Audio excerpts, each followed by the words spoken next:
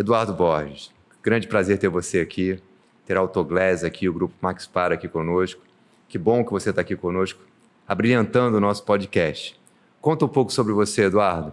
Capixaba, né? Sim, capixaba. Conta a sua história. Bom, Fred, eu não posso deixar, né, de agradecer.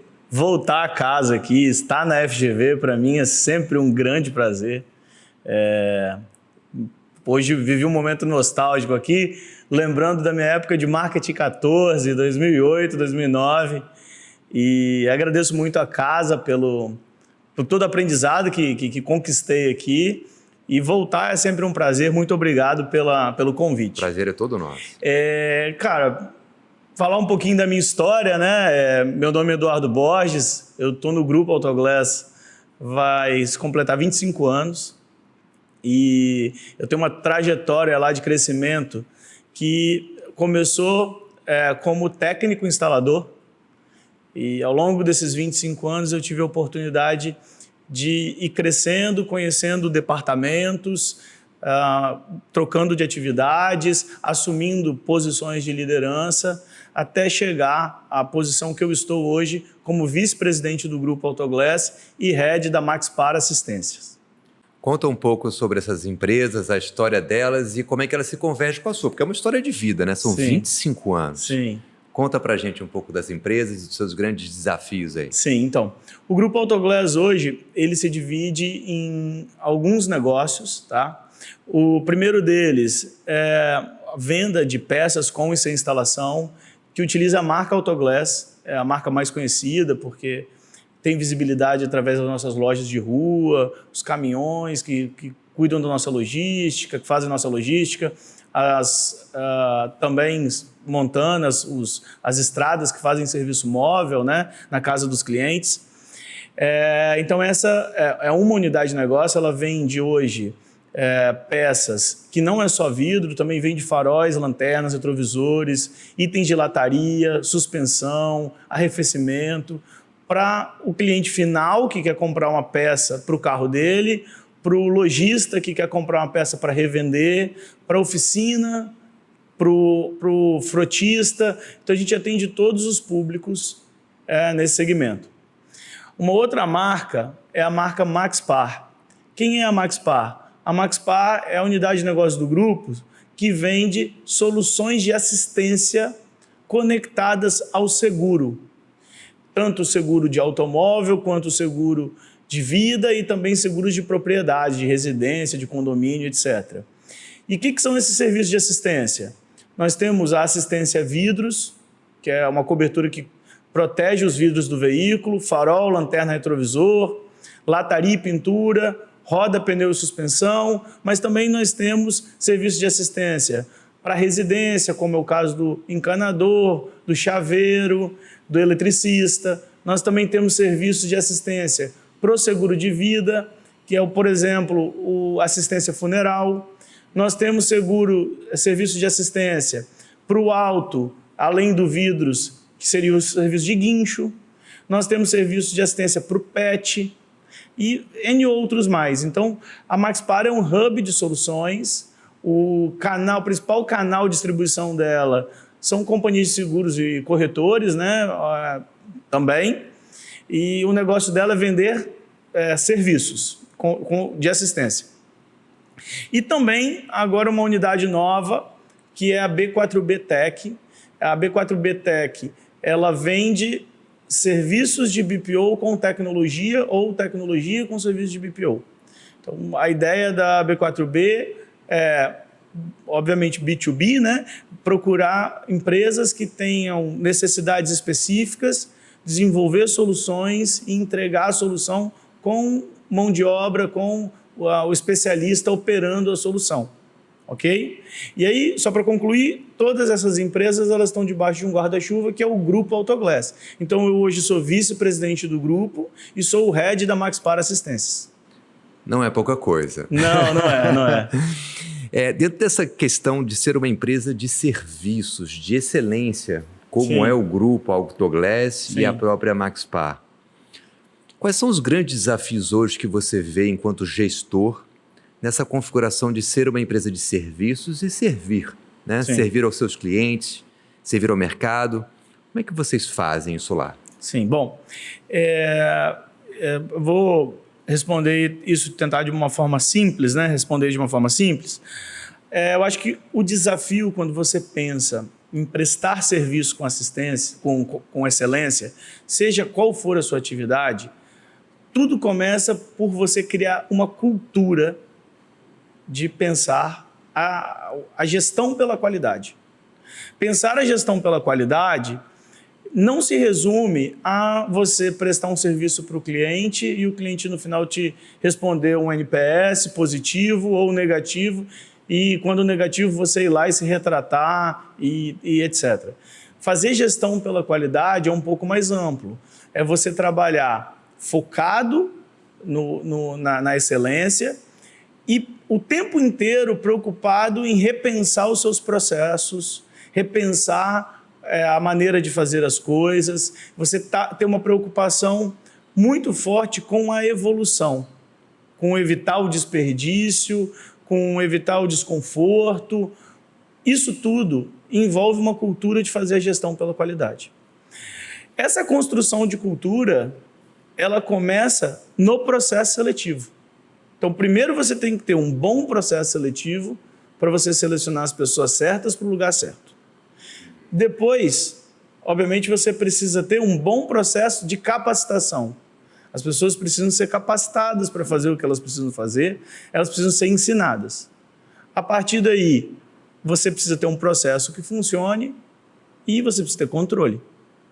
Quando você estrutura isso, você começa a criar uma cultura, onde todas as pessoas estão de fato preocupadas não só em entregar o melhor serviço para o cliente, mas o tempo inteiro repensando se aquela maneira é a melhor maneira de fazer. Então, Eduardo, você veio de uma posição de operações, né? Quer dizer, você mesmo colocou... Chão de fábrica, né? Chão de fábrica, né? E conseguiu ter uma trajetória executiva de sucesso. Certo. E isso provavelmente veio por meio de uma série de oportunidades que foram surgindo e de uma postura talvez da empresa mesmo de dar essas oportunidades e reconhecê-las. Meritocracia, talvez, não é? Sem dúvida. Fred, eu posso falar assim, com muita segurança, porque não sou eu um fato isolado. Assim. O Grupo Autoglass ele tem realmente como cultura ser um formador. Né? Muitas pessoas ingressam na empresa pelos cargos de entrada e dentro da empresa elas são estimuladas a se desenvolver, a evoluir e crescer. E, obviamente, o crescimento... um dos critérios de avaliação é o mérito, é a entrega, é o que a pessoa consegue gerar de resultado e, obviamente, isso tudo somado com a parte comportamental dela, que também é extremamente importante. Eu tenho assim, uma gratidão infinita pelo grupo, hoje representado pelos seus sócios, e por um motivo que eles... criaram um conceito de negócio em que eles não olham para o currículo da pessoa, eles olham para o potencial. Então, se você tem potencial e você quer, a empresa está disposta a investir no seu desenvolvimento, no seu crescimento. Isso é muito interessante, quer dizer, se você quer, a empresa está disposta a investir. O que você recomendaria para os jovens hoje que estão entrando em grandes corporações, como Autoglass, como Grupo Autoglass? Enquanto carreira, assim, se você estivesse começando hoje, o que você gostaria ou precisaria ouvir para as coisas darem certo? Sim. Olha, a primeira coisa que eu diria para o jovem que está começando e está tendo a oportunidade de trabalhar numa boa empresa, primeiro que ele procure ser o melhor no que ele está fazendo. Muitos jovens ou muitas pessoas às vezes miram posições futuras e esquecem que naquele momento o que está sendo avaliado é a performance dela onde ela está. Ok? Por mais que ela tenha capacidade, por mais que ela tenha potencial, mas ela precisa ser um destaque onde ela está. Então, a primeira dica principal é essa: foca no que você está fazendo, busca ter clareza de quais são os entregáveis que você precisa ter na sua atual função e se esforce ao máximo para você ser o melhor. Eu sempre trabalhei com isso para mim, eu tenho que ser o melhor. O melhor, eu tenho que estar sempre em primeiro lugar. Isso sempre foi um desafio. E esse meu desafio, ele muitas vezes, em algumas situações, eu não tinha muita comparação. Então, eu tinha que ser melhor do que eu mesmo. Então, eu colocava o desafio para mim. Eu tenho que entregar mais do que eu já entreguei. E aí, isso, você vai nessa busca que te gera um ciclo de aperfeiçoamento, né? De evolução, de revisão. Você tem que rodar o seu PDCA, ver o que você poderia ter feito melhor, trabalhar no seu autodesenvolvimento e ir evoluindo. Essa é uma situação. A segunda situação, a segunda orientação, dica, sugestão que eu daria é: escute. É muito diferente você ouvir para entender do que você ouvir para responder. E hoje, as pessoas estão tão dinâmicas, elas estão tão multitask, elas estão tão preocupadas em fazer várias coisas ao mesmo tempo, que elas não estão mais prestando atenção. E muitas vezes, nas entrelinhas das conversas, você acaba pescando informações que elas serão importantes para você trabalhar no seu desenvolvimento, para você construir um novo negócio, para você fechar um negócio, para você entregar um trabalho alinhado com a expectativa de quem é o demandante.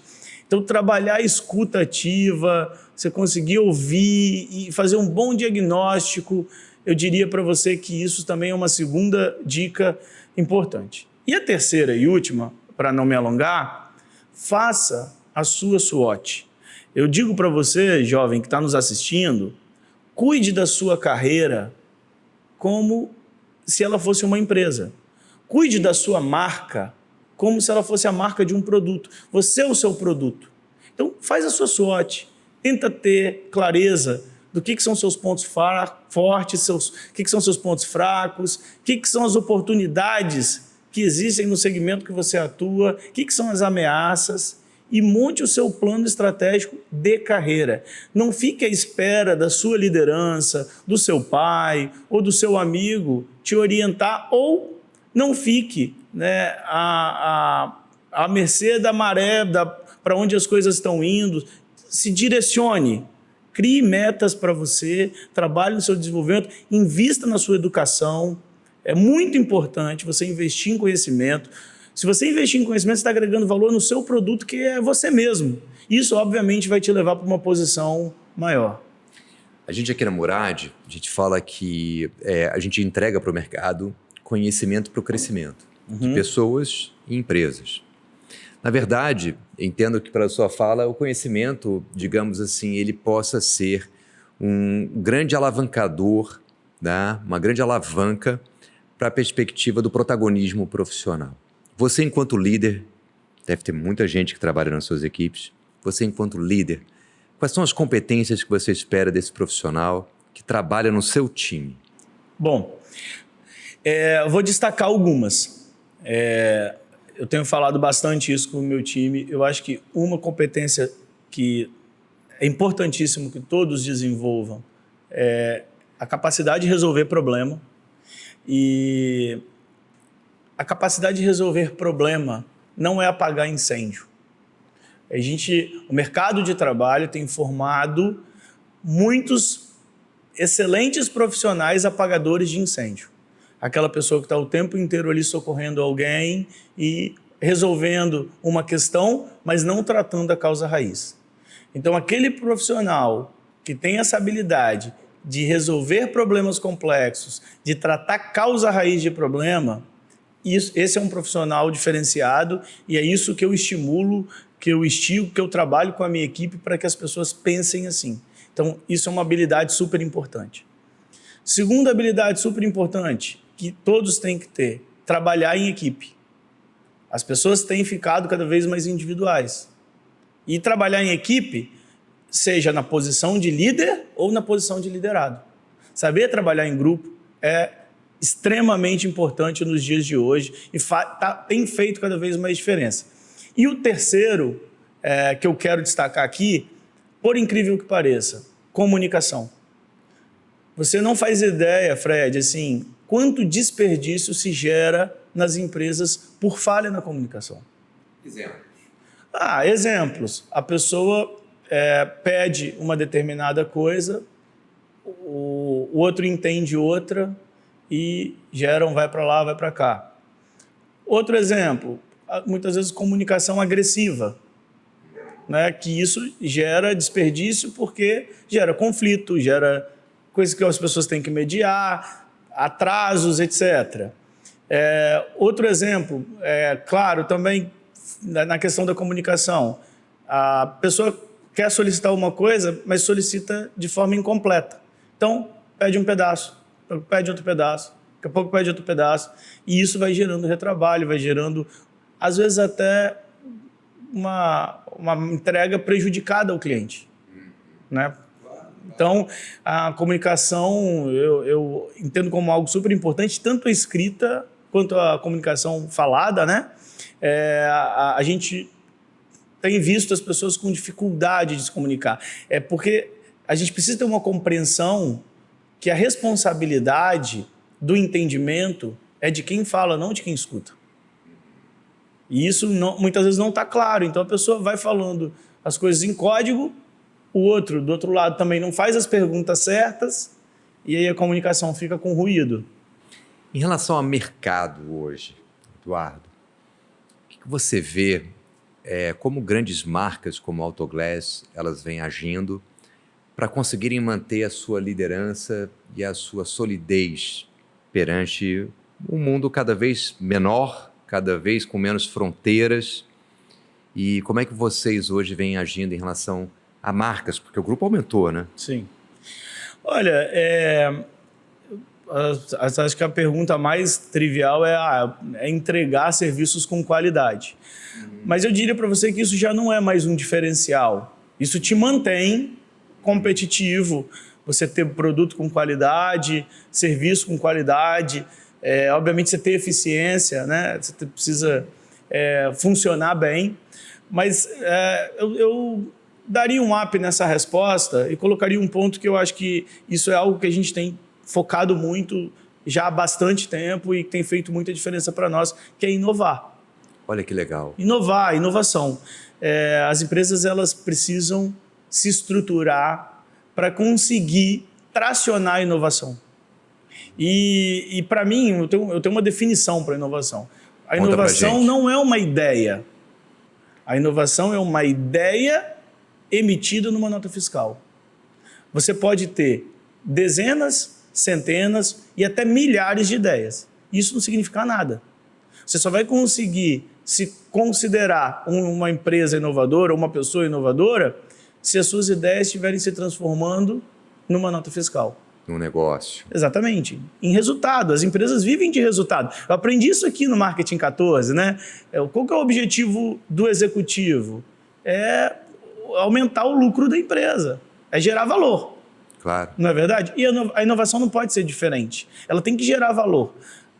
Ou valor financeiro, com venda, ou eficiência, ou melhor experiência para o cliente. Você tem exemplos de inovações que vocês trouxeram para o mercado no Autoglass, que muitas vezes são provenientes da própria equipe ou de quem está lá na ponta, que viraram realidade, se transformaram, né, em resultado? Vou dar exemplo assim, bem claro de algo que está 100% sob meu controle.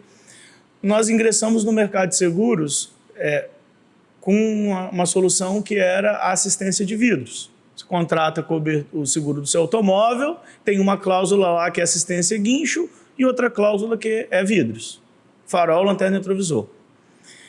No dia a dia da operação, no contato com o cliente, com o corretor, a gente identificou que o segurado, quando ele contrata os seguros, ele tem uma franquia para ele poder utilizar, uma franquia de casco. Se eu tive um sinistro e esse sinistro, esse acidente, né, essa batida, o montante financeiro para recuperar o carro é maior do que o valor da franquia, eu aciono meu seguro. Se é menor do que o valor da franquia, eu arco com prejuízo, absorvo prejuízo.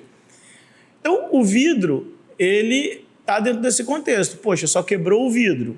O para-brisa custa menos do que o valor da franquia de casco. Então, eu tenho uma assistência que me atende aqui. O que nós criamos? Nós criamos uma cobertura de pequenos danos, de pequenos reparos. Então, acidentes que acontecem na lataria do veículo, no para-choque do carro, na roda, pneu e suspensão do carro, mesmo que tenha ficado abaixo do valor da franquia de casco, se ele contratou, ele aciona, a Maxpar vai lá e faz o reparo, seja a pintura, a funilaria, o martelinho de ouro, a recuperação do para-choque, a troca da roda, a troca do pneu.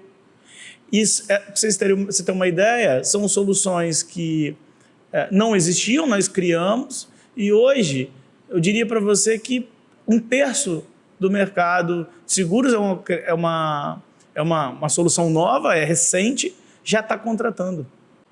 Quer dizer, dentre várias definições de estratégia que eu já ouvi, tem uma que eu gosto muito que fala que é a arte de ocupar espaços. E me parece que vocês ocuparam um espaço que ninguém enxergava. Essa leitura de mercado, essa capacidade crítica de analisar o sistema, o ecossistema empresarial.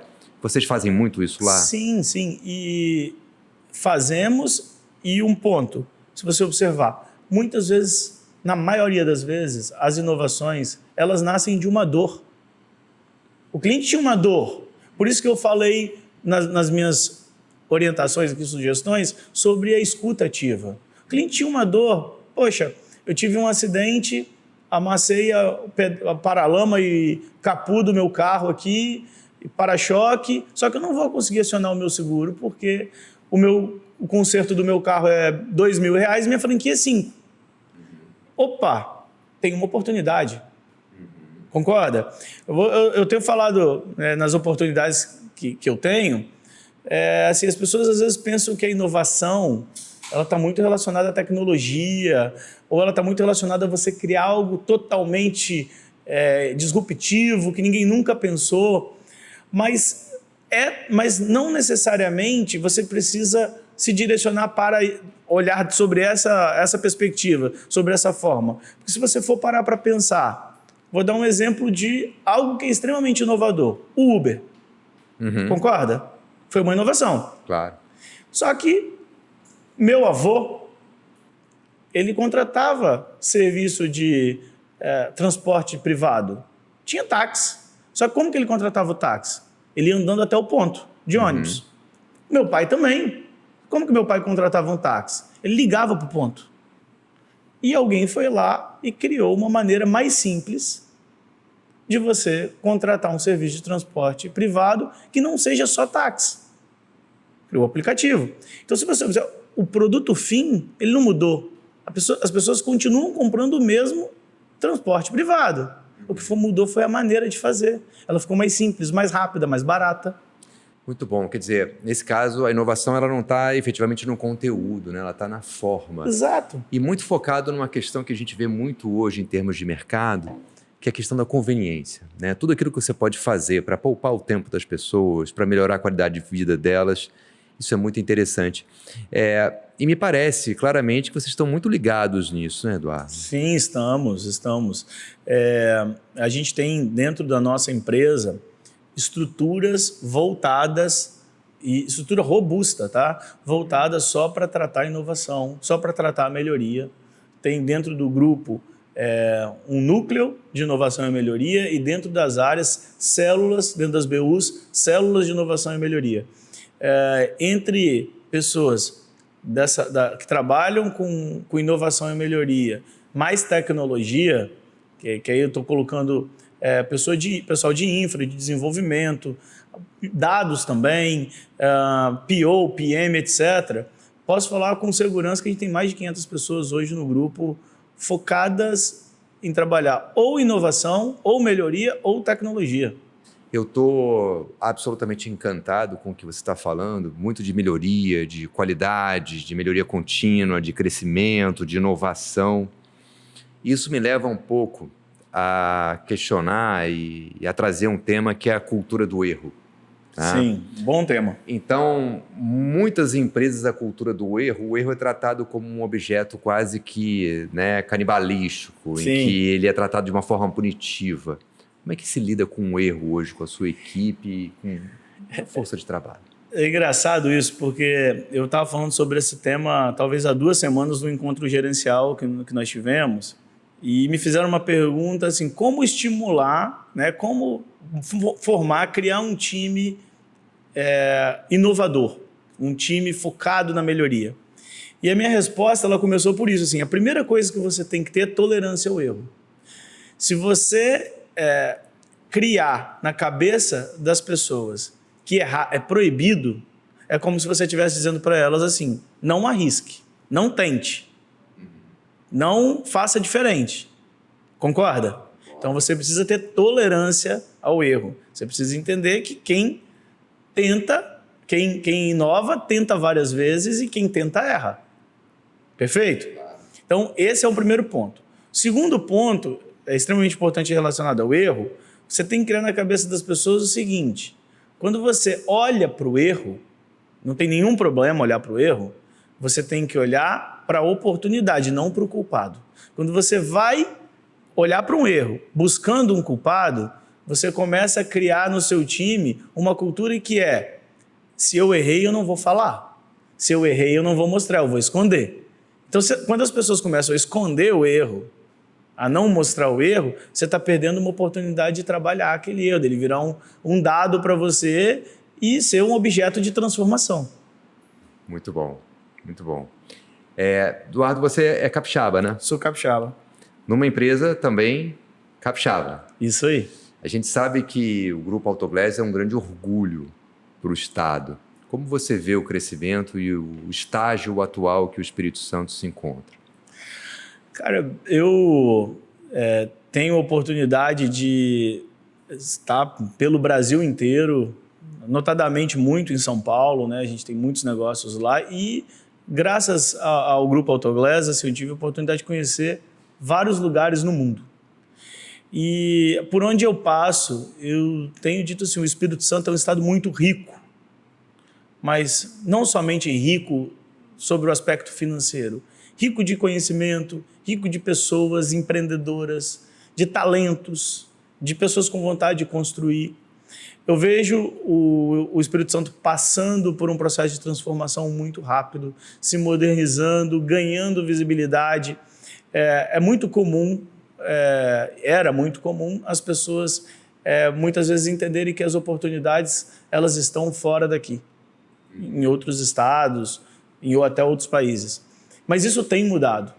Tem mudado a partir do momento em que empresas como o Grupo Autoglass e tantas outras empresas relevantes aqui do estado têm trazido investimento para cá, têm provocado inovação, têm criado postos de trabalho, têm incentivado as iniciativas de educação, de desenvolvimento das pessoas. Isso tem transformado o nosso estado e as pessoas que estão aqui dentro.